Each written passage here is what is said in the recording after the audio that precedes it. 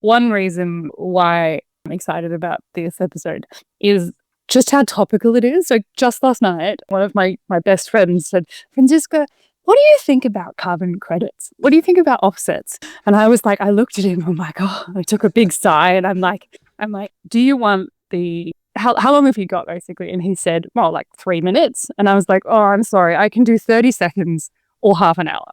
So Which did he choose? Which did he choose? Oh, there was several people, and someone was like, "Yeah, 30 seconds." Yeah. Okay, so we're cutting edge. We're at the.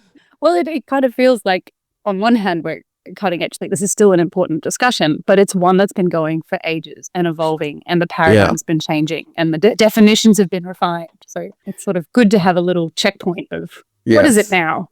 What's important now? Yeah. All right. Well, let's see where the episode takes us.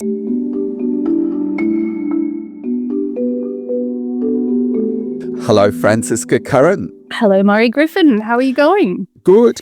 And welcome, listeners, to Track Changes, a very special open mic episode today on... Yes, a bit of a different format, which is really exciting. I really enjoyed listening to all the different perspectives, so I hope everyone does too. Yeah. It's been kind of fun to put together. So the topic today is real zero, net zero. And Franziska, I don't think we can really get into this until we've got a bit of a grip on what these two terms mean. So do you want to give us some insight into that? Yeah, well, Murray, do you have 30 seconds or 45 minutes? I'm going to go the 30 seconds option, but I'll let you push out to 2 minutes if necessary. When we were talking about this, you were like, maybe 2 sentences. And then I wrote 2. And then I'm like, oh, but hang on. I think, and the part of this is that it is nuanced and it is complex. And because of the definitions, there's all these asterisks and fine print. And that gets a bit overwhelming, but I'll do my best to give the headline definition on these two topics. Yep. Okay. Far away. Basically, net zero is defined as reducing emissions as fast and far as possible, and then neutralizing any of the remaining emissions, which we call residual emissions, through the use of removals or carbon credits that draw down carbon from the atmosphere. Now, this typically, and based on the definitions that we have, requires consideration of not just your operational emissions, but also emissions in your supply chain. So if you're a corporate, your scope 3 emissions, which is an important part. And of course, there's a lot of global groundswell around this term, and, net zero commitments from companies and countries is really widespread. Yeah. And did I miss anything in that one, Murray? No, I thought that was all good. Essence? Yep. I stopped myself from saying a couple of other things, but anyway. And real zero basically means, and this is a term that we've only seen pop up, fairly recently, the last couple of years. It basically means zero emissions from fossil fuel activity. And I've seen this term used and applied to operational emissions within a company. And it seems to come from a skepticism of offsets and an acknowledgement that we just need to stop using fossil fuels. So real zero is no emissions from fossil fuel activity. Okay. I thought that was a great and nicely timed succinct definition there. And obviously it makes it sound very simple, but like I've said, that there's a lot of caveats. People tend to fudge a little when they're using these terms. For example, I think it was the Net Zero Stock Take, so an annual report that gets published, where they talk about how the integrity of net zero targets remains quite low, where maybe companies don't disclose exactly what emissions are included or how they define residual or a bunch of other criteria. So while these are the technical definitions, it might be more loosely applied in different contexts. And I think that's because the term net in zero, people just think they know what that means. They go, oh, net, it means after you've taken out offsets. But that's not the point. It's about reducing emissions first and foremost. I mean, I think actually both those words are not particularly, in some ways, helpful. Yeah, and it's hard to be precise about each of them. Like real, the word real and the word net, they're a little bit fuzzy, both of them. Yeah, absolutely. And I think also, I'm a big fan of the safeguard mechanism and all of the safeguard mechanism emissions are talked about, or the goal is talked about in terms of net reductions after you've considered offsets. Like that's the point of the scheme. So we've got that term in there as well, which might add a bit of confusion. All right. Well, one thing I did want to ask you with these audio clips, a couple of people, when we were talking to them about real zero, net zero, or they were giving us their views, a couple of them talked about carbon pricing. And can you just give me a bit of share, I guess, a bit of an insight into how carbon pricing relates to this debate or discussion about net zero, real zero? Yeah, because your first thought might be, net zero, even if we're talking about net zero, obviously real zero doesn't encourage the use of offsets, but net zero, no, we should be prioritizing reductions first, right? And so why are we thinking about offsets on the journey? Well, I guess a net zero world does acknowledge that we will need carbon credits in the future. We will need removals. That's sort of an inevitable way of netting out any residual emissions. But increasingly, frameworks are encouraging voluntary action that means investing in carbon credits or beyond your value chain, beyond your supply chain reduction. So these are considered above and beyond activities supporting emission reductions. And that's where carbon credits come in. This used to be called beyond value chain mitigation by the Science Based Targets Initiative. Yes, which is the most terrible, confusing phrase. I mean, honestly, I don't know who thought that up, but anyway, go on. Well, there's some, we'll talk about it later, but there's some exciting sort of changes in the latest update to the Science-Based Target Net Zero standard. So basically we acknowledge we don't use offsets to count progress on the journey, but we do try to do extra voluntary action, investing in or buying carbon credits along the journey, and then also once we're there in 2050 or 2040 or whenever your net zero target is. So this creates both voluntary, but there's also mandatory demand for carbon credits, and that's why we obviously have a carbon market. So it's not, you go on. So, and the price, the idea of a carbon price then, how does that tie in? Yeah, so that helps to create a sort of pressure on your decarbonisation activities. If you've committed to buying carbon credits equivalent to a certain amount of your actual emissions, that helps you create like an internal price on carbon because you've got that liability. So it can be used as a smoothing and on the journey to help you reduce faster your actual emissions because you're paying for these carbon credits. All right. Well, look, thanks very much for that. Now, just before we get into it, Franziska and I both want to point out that everything about this episode reflects our own personal efforts and views from concept to final episode. However, like many who provide commentary on this issue, no matter what side they come from, our views aren't just theoretical. They come partly from our own close observations of how businesses are attempting to fight climate change. Or all too frequently, our own close observations of how businesses are attempting to put off fighting climate change. And they also come from our own close observations of the various policies that governments have at various times introduced or, sadly, withdrawn.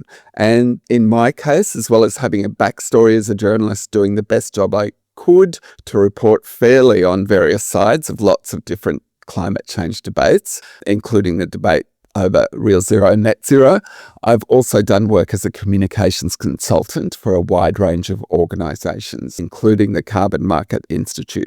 But like I said, our views are our own, and none of our clients have had any influence on this episode in any way whatsoever. So with that proviso, let's get into some clips and readings, and we're going to start with Australia's strongest critic of net zero and advocate of real zero, Andrew Forrest, who is the founder and chair of Fortescue. And I'm going to read out what he said in Bloomberg's Switched On podcast late last year, and we'll drop the link into that podcast episode into the show notes. Okay, this is what he said. Real zero is simply stopping burning fossil fuels. Don't worry about carbon sequestration, set-offs, offsets, carbon credits, all that rubbish. it's all a smokescreen. You've got temperatures going through the roof. Net zero 2050 has too many excuses in it. But if you just stop burning fossil fuels, you go real zero, then it's economic for your shareholders. And then he went on to say, I say to the entire world, real zero, stop burning fossil fuels by 2040 is economic. It's great for your citizens now, it's great for your kids tomorrow, and it will head off global warming. That was his words in that podcast episode. Any initial thoughts, Franziska? Yeah, I guess my first thought, Murray, is that because of the complexity of the climate crisis, having simple, effective, clear messaging on what we need to do is so powerful. So I'm kind of inspired, and I find it admirable and clear. I think it is important we act fast and far on climate change, but maybe I've drunken the net zero Kool-Aid because I feel like the way it's explained devalues net zero and all the efforts that the community, have done to make the most robust gold standard of climate action. So listening to the comments, I agree with the message, but I think net zero holds so much potential and promise and can be so effective that this is made in oversimplification in some ways. But yeah, I like it, and I think it's a really important message. Yeah. Okay. Yes. I think you're right.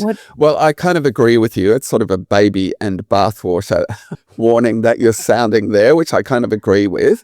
And there is no business person in Australia that I admire more than Andrew Forrest. But I guess, a couple of things come to mind. Firstly, yes, fossil fuels are the main culprit, and we need to phase down their combustion as soon as possible.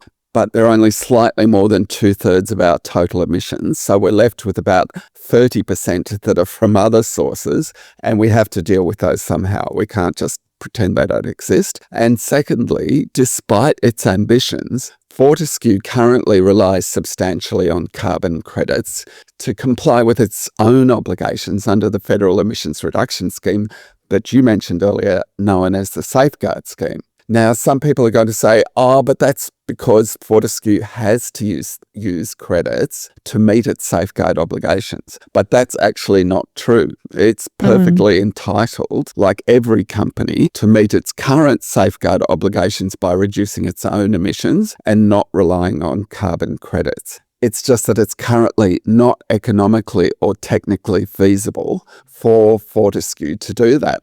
And I think that's a very telling point that kind of run, strongly counter to the message that Andrew Forrest makes there.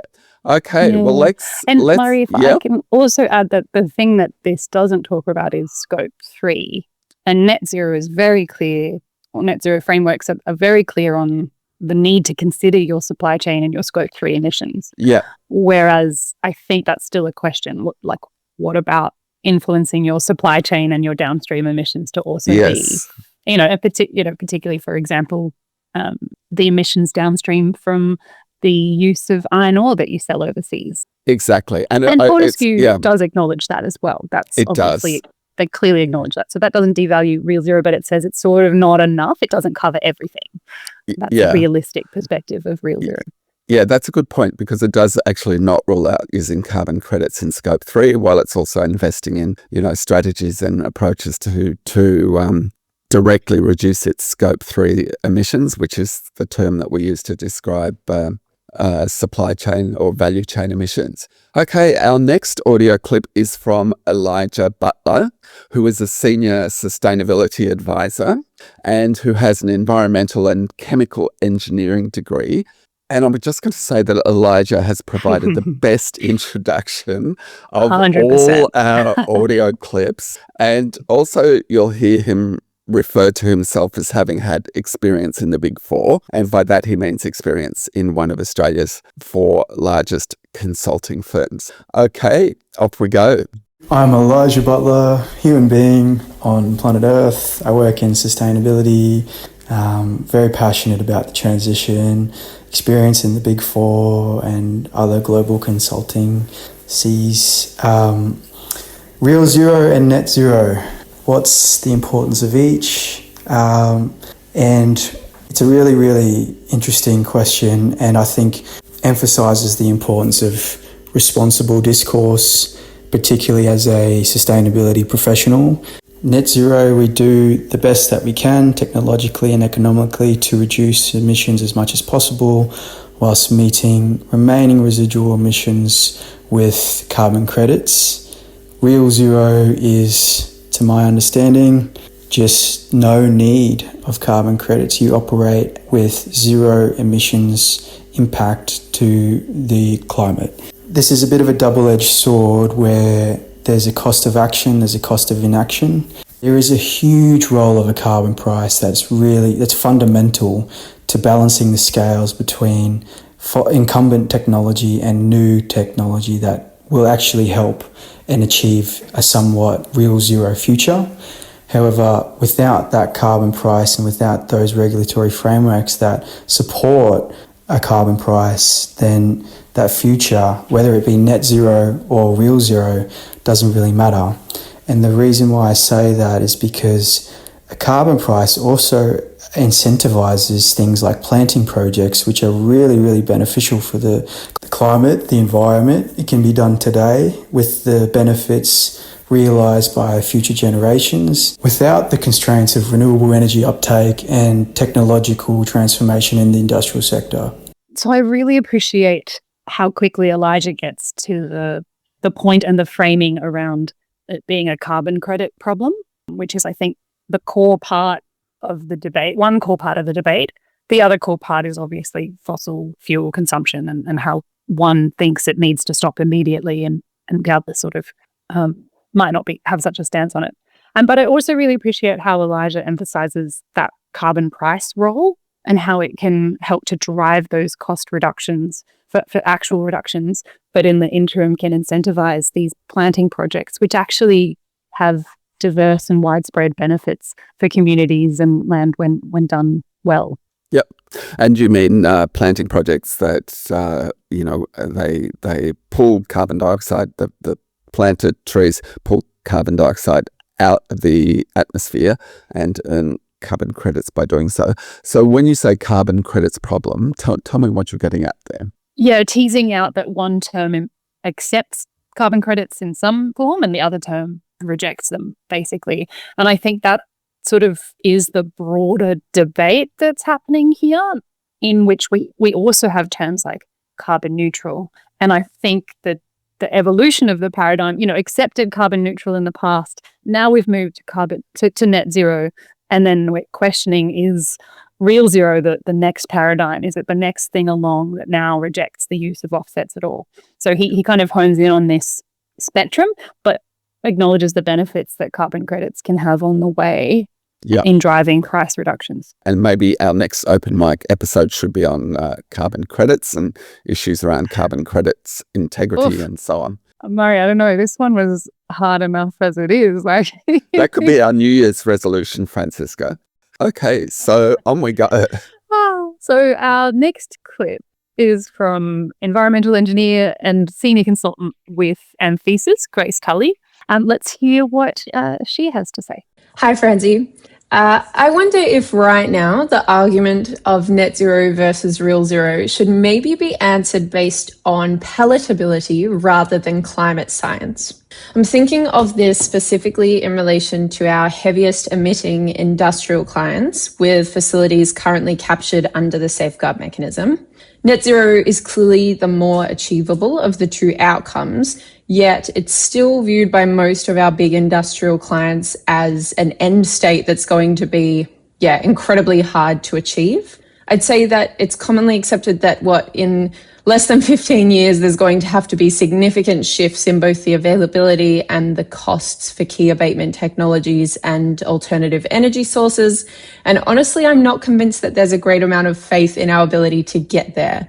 So while I'd like to think that I'm a big advocate for additional aspiration, I wonder if changing the goalpost to real zero right now risks actually disenfranchising industry who feel as though they're up against a monstrous challenge for no or maybe minimal actual near-term benefit, as those technologies that will make the ultimate difference between net zero and real zero may not actually exist yet. Very keen to hear your thoughts. Okay, I really liked the comment that Grace made about palatability because, I think it's a really important issue that we need to take into account. And I think what she was saying is that net zero, approached in the right way, doesn't conflict with climate science. And importantly, it makes the task of shifting to a clean economy palatable for businesses and individuals. Yeah, I really appreciated what she said too. When, my knee-jerk response when she said palatability was like, whoa, hang on. No, the science says we need to do, X, Y, Z. Like we need to move faster. It shouldn't just be about being, acceptable to people. So I thought initially it's a hot take, but then the way she unpacks it is so logical and reasonable. I mean, if we can't get the majority on board for net zero, if that seems like an insurmountable task that we're still struggling to aim for, can that real zero focus disenfranchise industry? I think is such a valid point. Yeah. So it does make me think about slightly differentiated responsibility and timing in the way we approach reductions. Yes. I suppose I appreciate how the safeguard mechanism does drive net reductions as long as it gets absolute reductions as well. Yeah. Yeah. Does that... You're a fiend for the safeguard mechanism. I am. I keep bringing it up. You do. I know we're going to do lots of episodes on it next year when the review starts. But yeah, I agree. And to your point, I agree with everything you said about Grace's comments. And to your point, of course, Grace is not saying that, oh no, don't worry so much about the science, it's what people can she's accept. not saying that. She's saying, yeah, the science is critical, but you cannot forget the issue of, well, as she puts it, palatability. Okay, let's hear now from Brett Harper, who is head of research at Reputex Energy and an electricity modelling consultant. As you'll hear, he says real zero fossil fuel emissions is not going to be practical by a given date in all settings. So the concept of net zero is useful for that reason. But he points out, and I think this is really important, and it was one of my favourite comments, I guess, in all the clips that we got. He points out that a real zero approach is increasingly viable for many business activities. So here we go. Here's Brett Harper.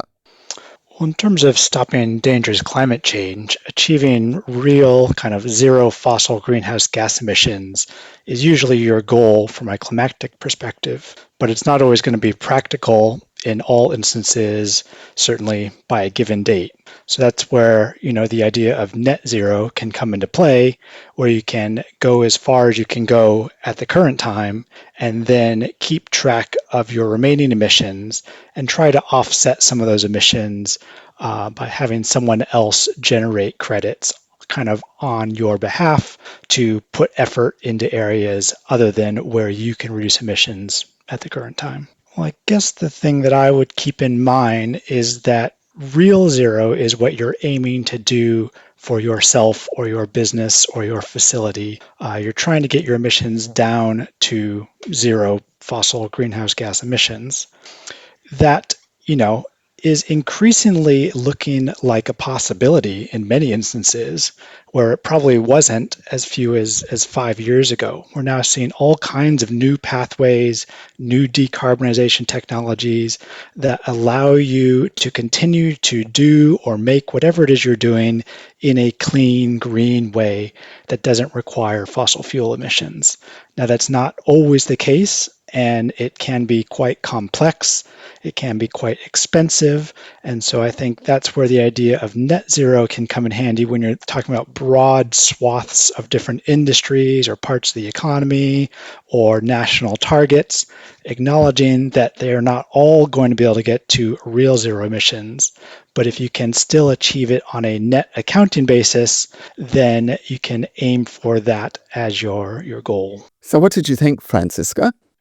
I'm still thinking because he has sort of two parts to it. I appreciate Brett's acknowledgement of the complexity of a journey to real zero and how net zero can come in and assist with that journey. He's using net zero and thinking about tracking net emission reductions along the way, not necessarily thinking about an endpoint of net zero being where you offset your residual emissions. He's sort of talking about the journey on the way there, which is an important part as well. What did you think, Murray? What did I think? Well, I Any just other did reflections? I liked the way he recognized the usefulness of both, and Yeah, it's I very liked clear. I loved the way he talked about the increasing, realism that we can have real zero in a lot of with respect to a lot of activities and so on. But I also really appreciated his blunt, straight out assessment. You cannot do it everywhere, and you certainly cannot do it everywhere straight away. And so net zero has to be useful, is very useful in those circumstances. So, It came and without it, I think he's basically implying without it, we'd be in a very difficult situation. So, I thought it was good. A nice balance of ambition and realism there. Yeah, very balanced. So I also liked how he talked about the emergence of more options as we go along. Yes. And it does give me this feeling that, like I said, I think just before, it's like an emerging paradigm, and maybe real zero is the eventual goal, but we're sort of getting everyone on board along the way. Yes, I thought he sort of, was sort of quietly cheering us on, saying, well, we're on a winning streak. There's all these things coming into play that's that are nice. going to help us. And so, which is good. All right. Did you want to read out a couple of the comments, the LinkedIn comments? So we had Christian Moberger. He's a climate and energy expert based in Papua New Guinea who's done an awful lot of work in this space, and in particular on solar and renewables. He said that real zero should be the goal, but not easy to implement without difficult socioeconomic choices. Net zero as a compromise for certain hard-to-abate sectors, but should absolutely not underpin the entire transition. Yep. And Travis Williams, so he's a sustainability and climate strategy leader who's working on various aspects of the transition planning, has said that net zero has become a buzzword, partly because of how widely it's used, but the underlying concept is not obsolete. It remains the scientifically grounded benchmark for stabilizing global temperatures. And he says, according to the IPCC AR6 synthesis report, global net zero CO2 is a necessary condition for halting warming, regardless of the emissions pathway chosen. He says the physics hasn't changed, the carbon budget constraints haven't changed. But what has changed is the public understanding of how difficult this pathway actually is. Where the perception of an outdated paradigm emerges is not from the science, but from the gap between 1, what net zero technically requires, and 2, what our current technologies, deployment rates, and policy structures can reasonably deliver. He goes on to say, even the IEA, which is broadly optimistic on clean tech learning curves, is explicit that net zero by 2050 scenario requires unprecedented deployment of technologies that are not yet available at commercial scale, including large-scale carbon capture, utilization and storage, CCUS, direct air capture, sustainable aviation fuels, and hydrogen for heavy industry. Many of these are at TRL, technology readiness level 5 to 7. Most sectors still lack commercially viable zero emission solutions at scale. Yes. And just a couple of points of clarity. IEA is International Energy Agency, and I don't have a clue what that technological readiness scale is, but no doubt you do, Franziska. It's basically a scale of how ready that technology is for deployment and Right. viability. So if it's just an early concept and an early idea, it might be TRL 1 or 2. Okay. Yep. Thanks so much to Travis and Christian for those contributions. I think they're both really clear and succinct, and kind of captures kind of the practicality of a lot of what needs to happen. When Travis talks about current technologies, deployment rates, and policy structures, being limitations to what we can actually deliver. But let's now hear from Michaela Morris, who is the Chief Executive Officer of Tasman Environmental Markets. Michaela has worked as a senior consultant with many organisations, was previously head of program delivery at ClimateWorks.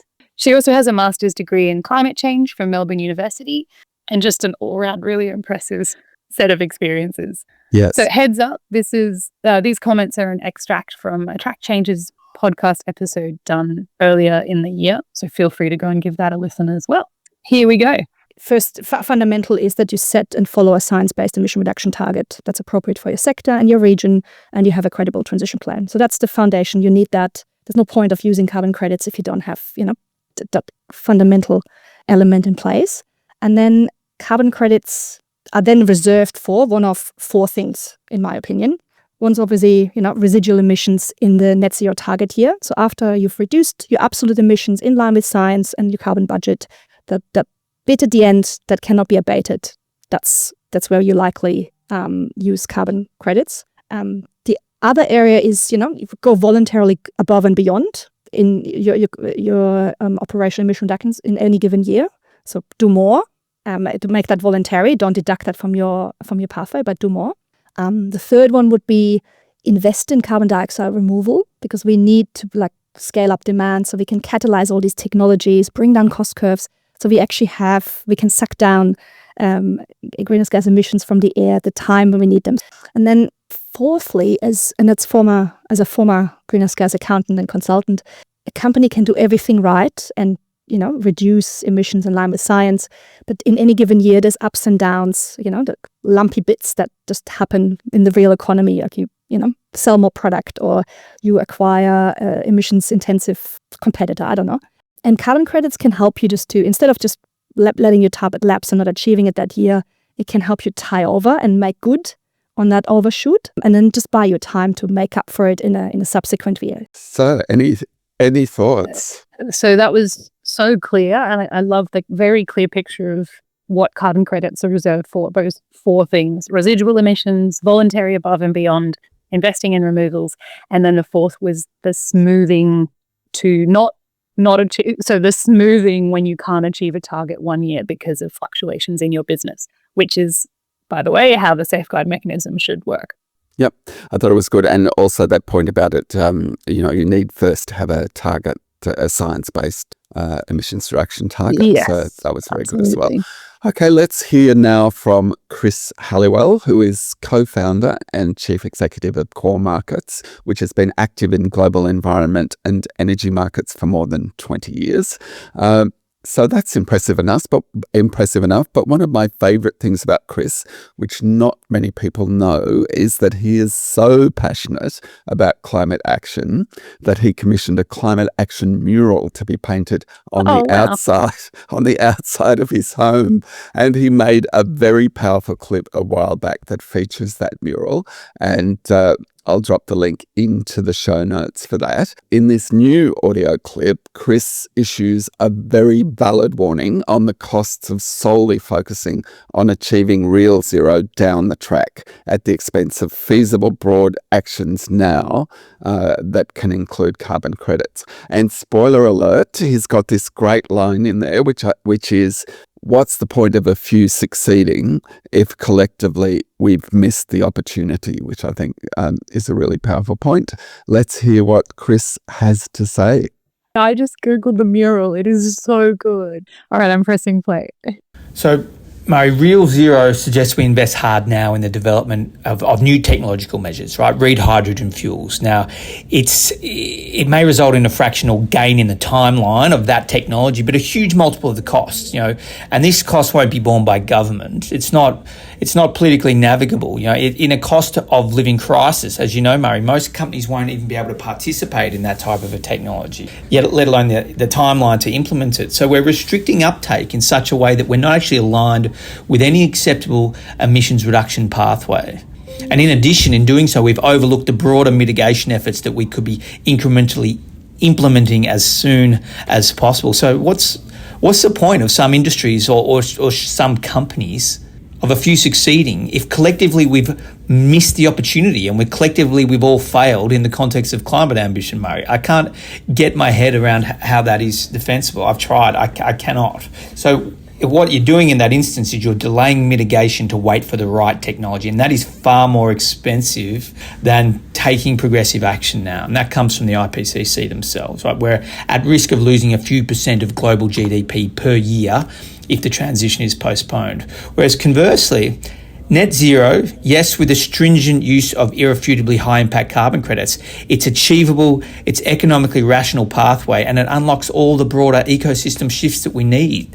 You know, you're scaling global and domestic energy transition towards low emission electricity sources. You're scaling carbon, nature, renewable energy markets, and it's pragmatic. It gives us a collective chance for hope, Murray, and that's, you know, what we need, some intention and leadership in protecting the future of our planet. Carbon credits, they play an important role. It's driving system-wide decarbonisation, it's supporting investment in emerging solutions, and it's managing the risk of being too late to correlate with a meaningful emissions reduction trajectory. Okay, Franziska, what did you think? Do you see what I mean about it framing the difference between these two terms in the context of carbon credits? I think that's such a kind of at heart perspective here. But I really loved this, the collective chance for hope, and the way Chris talks about the ecosystem shifts that we need, and the practicality of net zero. But he also mentions the stringent use of high impact carbon credits, which limits and sort of builds the integrity of net zero. Yeah. It doesn't limit, sorry, it builds the integrity of net zero. Yes. So I really like his emphasis on the collective here, and the collective chance for hope. What did you think? Well, earlier we had, with this, Chris brought up the second P word. So earlier we had Grace talking about the word palatability, and Chris in this clip was talking about being pragmatic. And I think neither of those things can be underestimated. They're both, of course, science. Science trumps everything, but palatability and pragmatism are also very important. Yep. Okay, so on we go. Next up, we're going to hear from Liz Boylan, a senior principal consultant with Oakley Greenwood. And here's just a heads up that in addition to my work at university, I'm also a part-time consultant with Oakley Greenwood, so working alongside Liz. So in this clip, Liz talks about the benefits of carbon credits for farmers. And for a bit of context, when she talks in this clip about fewer diversification options, she's referring to economic diversification, so giving farmers a wider range of income streams. So let's give it a listen. Liz Boylan, Oakley Greenwood here. Absolute zero means eliminating every tonne of emissions from our economy with no offsets. And while that sounds ambitious, it does remove a major opportunity for our agricultural sector to be a climate solutions provider through soil carbon, biodiversity plantings and other high integrity offset projects.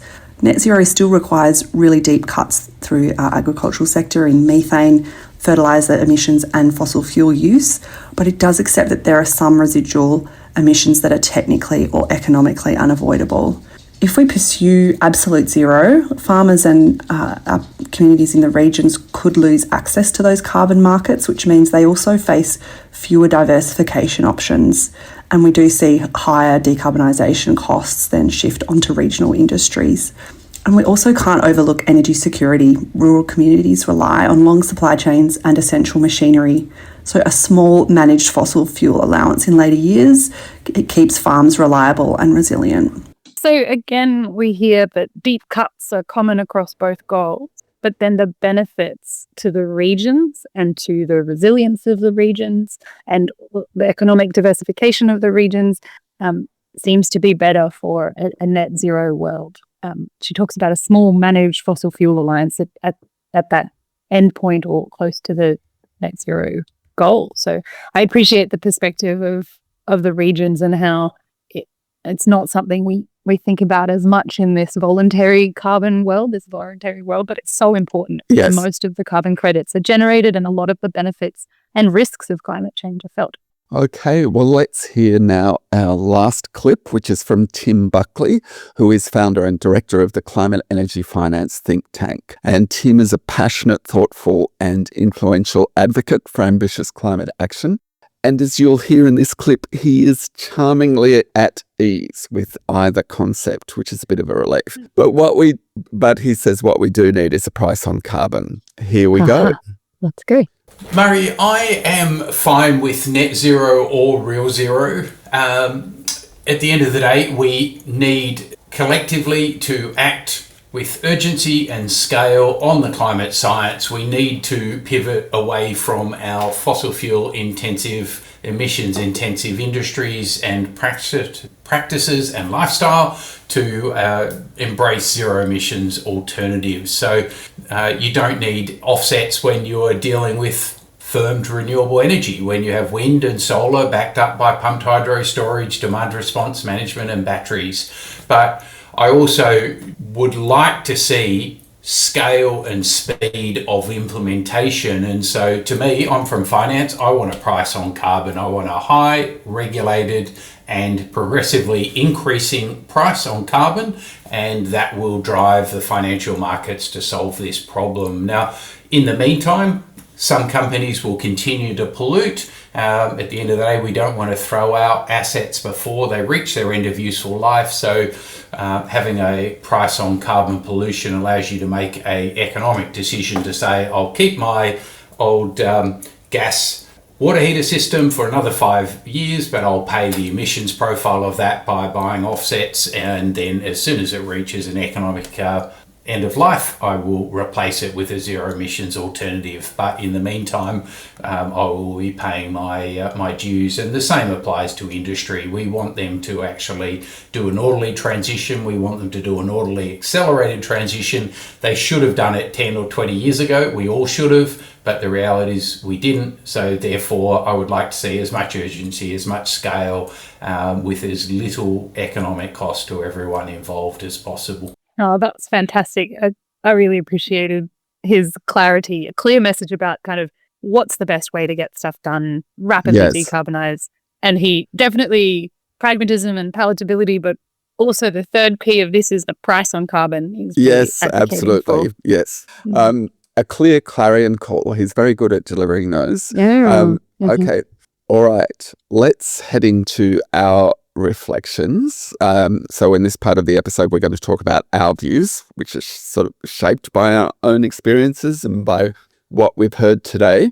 First up, Franziska, do you mind indulging me and letting me talk for a moment about the good old days? Is that okay with you? Go for it, Murray. I'm here for it. Terrific.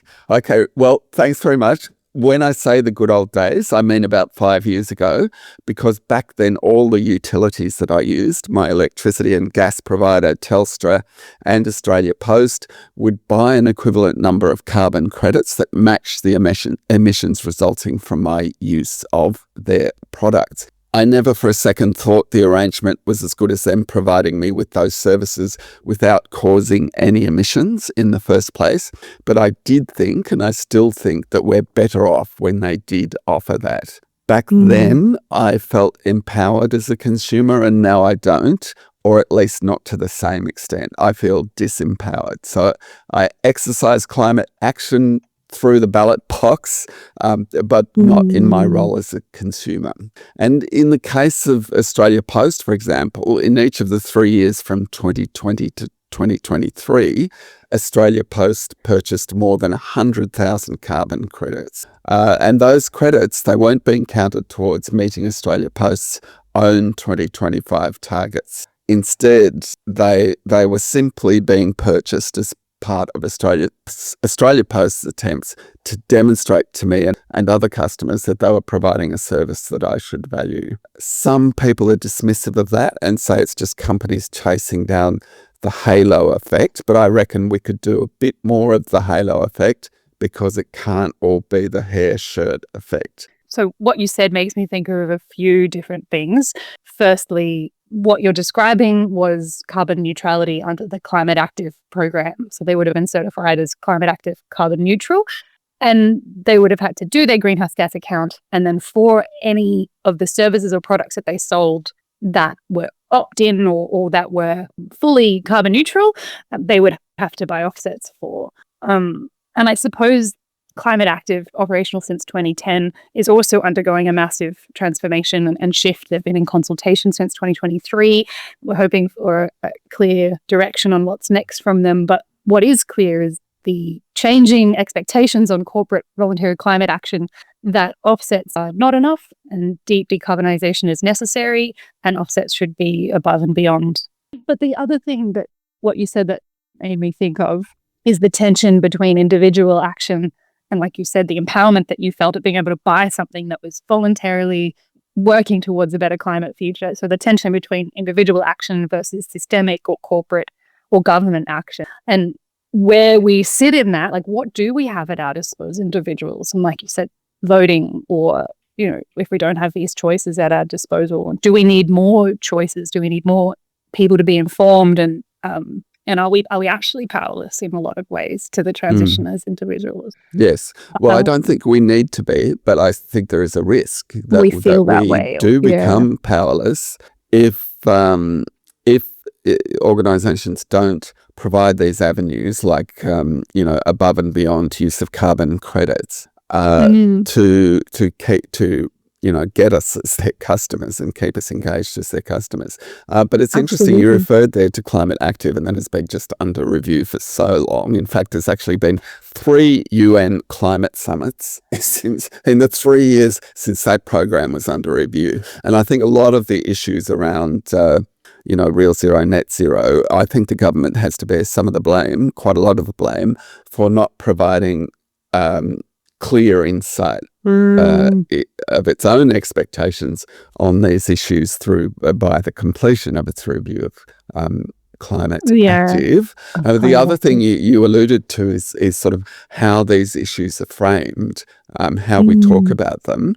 And I did want to kind of expand on that a bit. And I wanted to expand on it a bit by talking about the freezers in Aldi supermarkets. Do you mind if I do that, Franziska?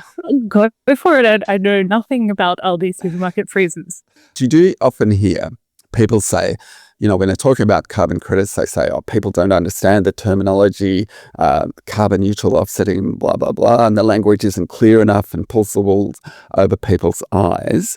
I think we do need to give people as much clarity as possible about terminology, but there's also a risk that people are going to sort of tie themselves in knots in qualifiers. And the example that relates to Aldi's freezers is actually about renewable energy. It's not about carbon credits, but it sort of highlights a common problem. It's to do with a sticker that was stuck on a freezer door in an Aldi store. And the sticker said it had a cute image of a field of grass and a childlike graphic of a wind turbine. And it said the freezer was powered by 100% renewable electricity. And it also had a QR code on it for more information. Somebody complained, saying Aldi doesn't have a dedicated renewable system for the store, and so it's using grid power, which means that the freezers are not powered by 100% renewables. And according to the complaint, this quote, prevents honest, meaningful progress towards true zero carbon energy use and misleads consumers. Now, Aldi said in its defence that it had made a voluntary commitment to achieve 100% renewable electricity in its operations by the end of 2021 and did so through in-house solar systems and agreements to buy an amount of electricity from 2 wind farms that matched its grid electricity use. Bear with me, Franziska, I am coming back to carbon credits. Anyway, the complaint to the Ad Standards Board was made to the Ad Standards Board. It agreed with the complainant that because Aldi stores are still connected to the electricity grid and the actual electricity used by the freezers in the stores would not, that meant the actual electricity used in the Aldi stores would not be 100% renewable. So I'm just going to say that is an absolutely insane decision by the Ad Standards Board. People might not understand the ins and outs of renewable energy power purchase agreements. I'm certainly one of them. But what Aldi said on that sticker was absolutely true. And the idea that the only supermarket that can be running on 100% renewables, in fact, the only business that can say it's running on 100% renewables is one that's off-grid, is just crazy beyond belief. So now, as a result, you go into an Aldi store and there are stickers and there are no stickers about renewable energy on the fridges. So the contribution Aldi is making to a clean transition has vanished from customer view. And the contribution renewables are making in a way that still allows customers to buy cheap groceries, that's vanished from customers' view too. And I think there's the same risk with carbon credits. It's possible to go overboard, to insist that every piece of consumer-facing messaging on carbon credits should convey every element of the complexity of what they are and how they work and how they're being used, when that information is not necessarily of interest or useful to the consumer. In fact, it's just going to bore them to death. What do you think? Am I just having a big, long, pointless whinge, or do you think there's a point there?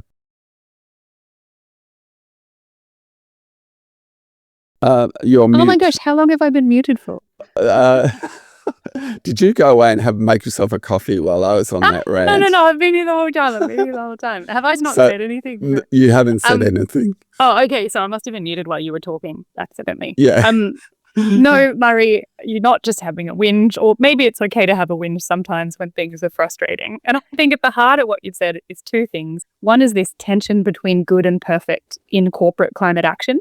And the other is, how much information do people need to know when it is complex? How many of these asterisks and caveats? And of course, I'm deep in the technical, so I'm like, I want everyone to know everything, but that's just not feasible in this world, because not everyone can know everything about every choice they're making that impacts the climate. There has to be a good enough point. But in this case, okay, there's a slight difference between the renewable energy area and the PPAs and the maybe renewable energy certificates that are transferred to be able to make claims about renewable energy and the carbon credit world. So at least in renewable energy, it's like feasible to imagine that electrons from a renewable energy plant could go through the grid and could get to that Aldi store, right? Yeah. Like it's connected. Whereas with carbon credits, it's not even in the supply chain necessarily. It's some activity completely separate to what they're doing, if that makes sense. So it's, maybe I'm a postal service and I'm buying offsets from, a tree planting project somewhere. So they're not related. Whereas at least with renewable energy, it is related. So it's slightly more accurate. Yes. Yep.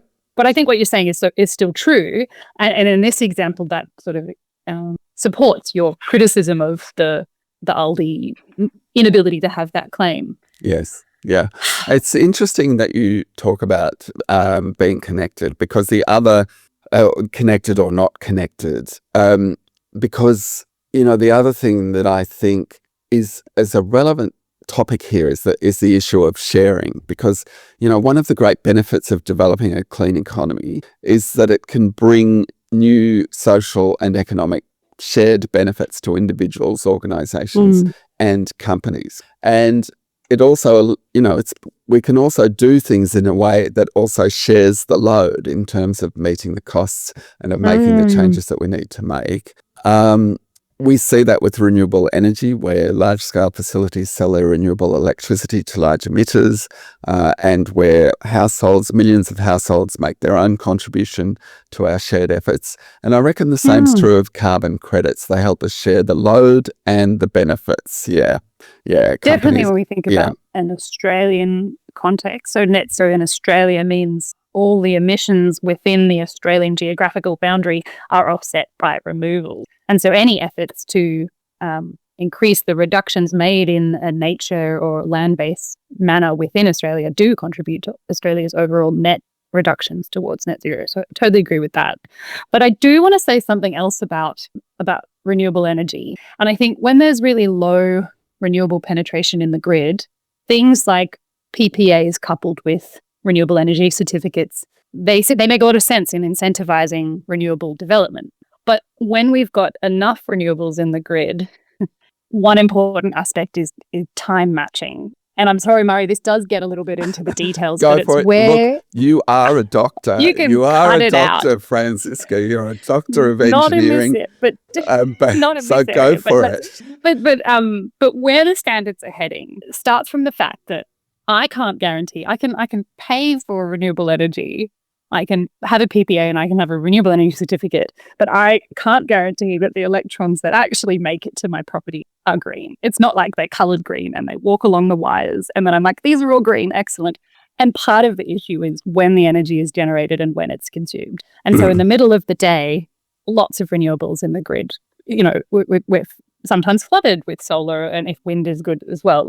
So maybe you're very renewable in the middle of the day, but it's possible that you use energy at night when there's a higher fossil mix in the grid, for example. So what the standards are moving towards is time matching of your renewable energy certificates and your consumption. So your claim has to be backed by knowing that renewable energy is generated at that time.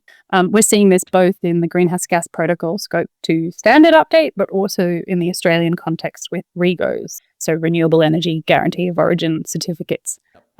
And I think that's, in Aldi's case, there'd be a lot of energy consumption in the middle of the day, which makes sense. Maybe it does line up well, but for other players, it might not be so convincing that the energy is actually generated from renewable sources at the time that it's created. So it's not perfect because you're not tracking exactly where the electrons are going, but it is trying to better match up an attribute, which can have all sorts of benefits to the way the grid works. And that is a really good point. And I would just like to add that what that demonstrates is that it isn't only carbon credits where we're moving towards a more rigorous approach. It's also how we talk about renewable energy and how we make claims about renewable energy. Absolutely. So, we are telling new stories. Part of the transition to a clean economy is telling new stories about ourselves and about what we do. And that's a complex task. It's a learning task, and we're doing it both with carbon credits and with renewable energy. I guess, this has been, I've really enjoyed listening to people's views and chatting with you about this. I guess my very final thought would be this, and it relates to discussions about new and improved policies to fight climate change. And I mean, things like the review of your beloved federal safeguard mechanism and the news coming up. And the New South Wales EPA's proposed new emissions obligations for environmental licensees. Yes. I guess my thought is this: it would be a mistake to focus on just minimising the use of carbon credits as those policies evolve. Sure, it's important to make sure that they aren't overused, and I think very definitely for the safeguard mechanism, that is a real risk at the moment. But I think it's equally important, at least in some sectors, it's a real risk. But I think it's equally important for people to think about how carbon credits can be used to increase ambition and speed action. Because with the right policy incentives and guardrails, they can definitely do just that. Because it is possible to walk both sides of the street and to be ambitious in fighting climate change in a way that makes good use of carbon credits. And I think the perfect example of that is the UK, where they've just announced that they won't issue any more exploration permits for North Sea oil and gas. And the UK government is simultaneously also a big supporter of carbon credits. So I think there's a lesson there for all of us. Absolutely.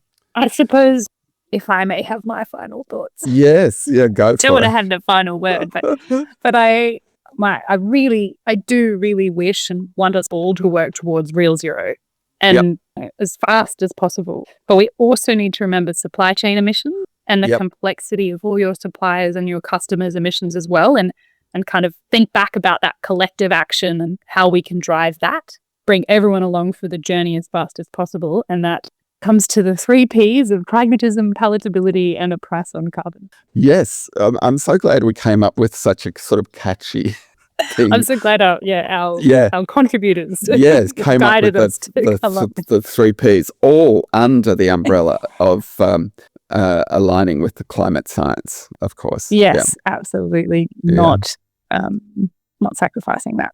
Yeah, that's a not negotiable. Franziska, it's been fun. It's been wonderful, Murray. Thank you so much. Dare I say, it's been real. It's definitely not been net. Okay. The net fun, Murray. Like there was a bit when it wasn't, but then we had more fun later. So it netted out. All right. Thanks very much. If you've listened all this way, I hope you've enjoyed it. We hope you've enjoyed it. Please You made like it this far. Sorry, share it. Yeah. Like it. Please like the episode on your favourite platform. It helps to surface us amongst all the other many thousands of podcasts that are out there. And please also share it with your colleagues. And a special thanks to all our contributors today. Yep. Bye for now. Thanks, everyone. Bye for now. That was fun. That was fun. I thought it was going to be excruciatingly difficult, but, It wasn't. I think It kind of, flowed a bit better.